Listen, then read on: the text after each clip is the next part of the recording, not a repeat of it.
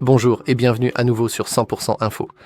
Dans cette vidéo, je vais vous montrer quoi faire lorsque vous avez oublié le mot de passe de l'écran de verrouillage sur le Samsung Galaxy Z Fold 7. Commençons.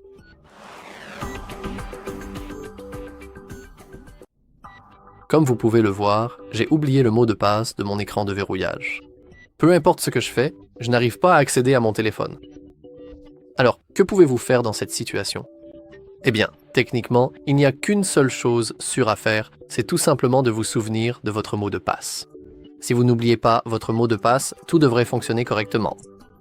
Cependant, si vous avez oublié votre mot de passe, il n'y a vraiment qu'une seule chose à faire. Et c'est d'effacer toutes les données de votre téléphone.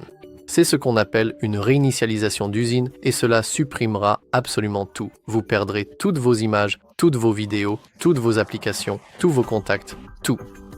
Sauf, bien sûr, si vous avez effectué une sauvegarde, ce que vous devriez faire. Et si vous ne l'avez pas fait, eh bien tant pis pour vous, mon pote. Mais bref, passons maintenant à une réinitialisation d'usine. Mais avant de faire quoi que ce soit, assurez-vous d'avoir un câble USB. J'ai le mien, oh pardon pour ça, je l'ai juste ici. Et l'autre extrémité de ce câble USB est connectée à mon PC et maintenant je vais le brancher à mon téléphone. Donc on voit bien que maintenant notre téléphone est en train de charger, comme vous pouvez le voir. Peu importe si c'est uniquement pour la charge, ça ira très bien quand même. C'est important, sinon vous ne pourrez pas le faire fonctionner. Donc si vous rencontrez des problèmes en suivant notre tutoriel, assurez-vous que votre câble est connecté à un PC ou un ordinateur portable et non à un autre téléphone. Une fois que c'est fait, vous pouvez prendre le téléphone et maintenant vous pouvez, voilà ce que nous allons faire. D'abord, vous devez éteindre votre appareil en appuyant et en maintenant enfoncer le bouton d'alimentation et le bouton de réduction du volume en même temps. Ensuite, lorsque l'écran devient noir, vous devez relâcher les boutons et commencer à appuyer sur le bouton d'alimentation et le bouton d'augmentation du volume. Puis, après l'apparition du logo Samsung, vous devez relâcher votre pouce tout en maintenant le bouton d'augmentation du volume enfoncé. Je sais que ça fait beaucoup, mais ne vous inquiétez pas, je vais vous montrer tout de suite. Donc, appuyez et maintenez le bouton d'alimentation et le bouton de réduction du volume pour éteindre notre appareil, ignorez ce réglage et attendez que l'écran devienne noir. L'écran est devenu noir, maintenant appuyez simultanément sur le bouton d'alimentation et le bouton d'augmentation du volume. Nous continuons de maintenir jusqu'à ce que le logo Samsung apparaisse, et lorsqu'il apparaît, vous devez relâcher votre pouce tout en continuant d'appuyer sur le bouton d'augmentation du volume. C'est très important. Et comme vous pouvez le voir, nous sommes dans notre écran de récupération. Encore une fois, si pour une raison quelconque cela ne fonctionne pas pour vous, vous devez le faire très soigneusement. Et aussi, il n'y a aucun problème si cela ne marche pas du premier coup. J'ai moi-même raté le timing plusieurs fois, donc comme vous pouvez le voir, ça arrive simplement.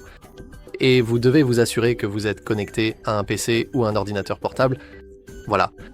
Et maintenant, pendant que vous êtes dans le mode de récupération, vous devez naviguer à l'aide des boutons de volume vers « Effacer les données » et « Réinitialisation d'usine », puis simplement « Confirmer » avec le bouton d'alimentation. Alors, oh, c'est drôle, je n'ai aucune idée pourquoi c'est soudainement en espagnol, mais on peut annuler. Peut-on le changer ? Non, on ne peut pas. Je n'ai aucune idée pourquoi c'est en espagnol, mais peu importe. Et aussi, juste un petit rappel, vous pouvez également le faire en mode déplié. Je ne trouve tout simplement pas ça très pratique, car j'aime bien appuyer sur les boutons d'alimentation de cette façon, plutôt que comme ça. Pouvoir tenir le téléphone immobile est bien mieux pour moi. Donc, de toute façon, vous devez naviguer vers « Effacer les données réinitialisation d'usine ». Nous avons un bel avertissement indiquant que si un compte Google était connecté avant la réinitialisation d'usine, il le sera toujours et il faudra se reconnecter dessus. Grâce à cela, on ne pourra pas voler le téléphone de quelqu'un au hasard, le voler, effacer toutes les données et le revendre. Donc c'est plutôt cool.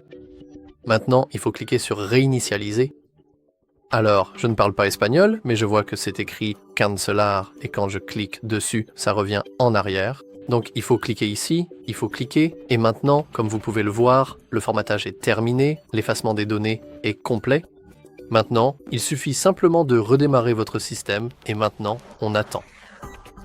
le téléphone va s'allumer et s'éteindre plusieurs fois. Donc je vais mettre l'enregistrement en pause maintenant, mais notez que ce n'est pas très important puisque cela peut prendre quelques minutes. Donc ne t'inquiète pas, vraiment. Voilà, à tout à l'heure. Et comme vous pouvez le voir, ça n'a pris que 2 minutes pour moi, je crois.